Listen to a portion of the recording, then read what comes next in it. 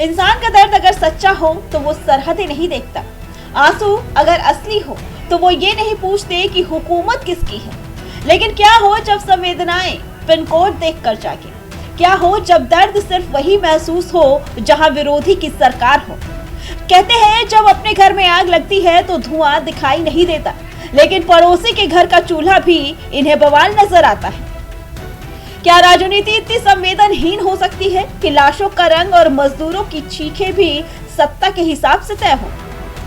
आज बात नेता प्रतिपक्ष राहुल गांधी के उस सुविधा वाले चश्मे की जिससे उन्हें उत्तर प्रदेश के नोएडा में मजदूरों का दर्द तो एचडी में दिखाई देता है, लेकिन कर्नाटक, हिमाचल और तेलंगाना के श्रमिकों की चीखें म्यूट हो जाती हैं। आज उनसे पूछें कि हाथ में जो लाल संविधान की किताब है, क्या उसके पन्ने सिर्फ बीजेपी शासित राज्यों में ही खुलते हैं?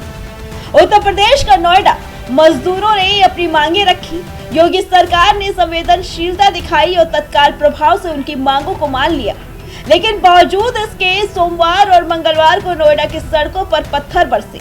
प्रशासन साफ कह रहा है कि ये मजदूरों का गुस्सा नहीं बल्कि पर्दे के पीछे से रची गई एक गहरी साजिश थी। लेकिन इसी बीच राहुल गांधी खफा है।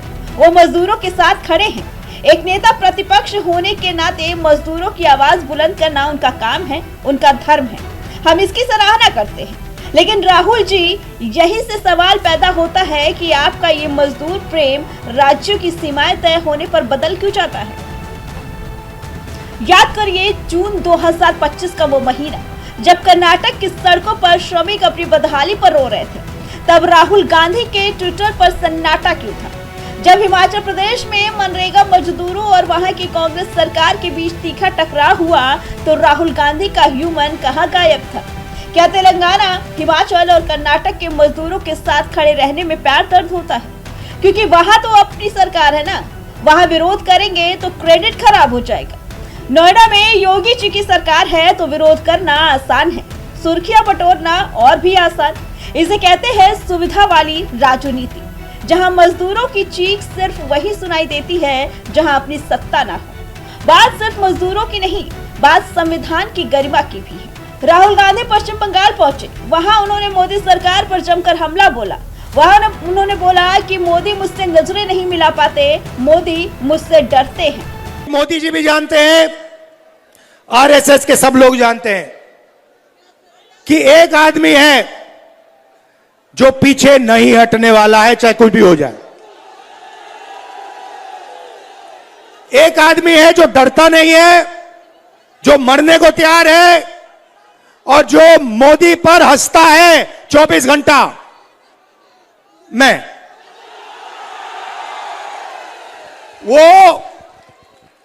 आपको बता रहा हूं, कल का वीडियो देखिए।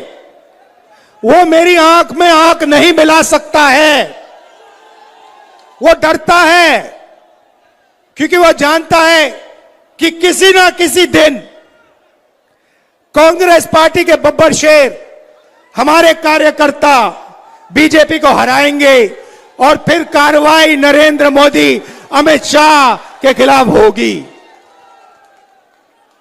घबराने की कोई जरूरत नहीं है, डरना नहीं है। आप बंगाल की जनता हो, आप किसी से नहीं डरते हो। बड़े बड़े दावे, बड़ी बड़ी बातें, लेकिन राहुल जी उसी बंगाल के मालदा में जब 7 जजों को उनके चैम्बर में कैद किया गया, जब न्यायिक व्यवस्था को सड़क पर बंधक बना लिया गया, तब आपकी जुबान पर ताला क्यों लगा?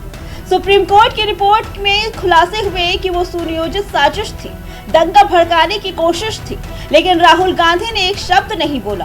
क्यों? क्योंकि वहां वोट बैंक का गणित बिगड़ जाता। क्या उन 7 जजों को कोई मानवाधिकार नहीं था? क्या वो संविधान का हिस्सा नहीं थे जिसकी लाल कॉपी लेकर आप रैलियों में घूमते हैं? राहुल गांधी जी, जनता अब बहुत जागरूक है। वो देख रही है कि मोमो फैक्ट्री की आग में जलकर मरने वाले मजदूर पर आप खामोश रहते हैं, लेकिन नोएडा के उपद्रव के लिए आपके पास वक्त ही वक्त है। 16,000 फैक्ट्रियां बंगाल से पलायन करके लाखों मजदूर बेरोजगार हो गए, लेकिन आपकी मोहब्बत की दुकान वहां कोई राहत नहीं पहुंचा पाई। संविधान की किताब हाथ में लेकर टहलना प्रतीकात्मक हो सकता है, लेकिन उस संविधान की आत्मा तभी बचेगी जब न्याय सबके लिए बराबर होगा। दर्द नोएडा का हो या बेंगलोर का, संवेदनाएं एक जैसी होनी चाहिए। अगर आप सिर्फ सुविधा के हिसाब से बोलेंगे तो देश पूछेगा ये सहानुभूति है या सिर्फ सत्ता की भूख। Bureau report, prime TV.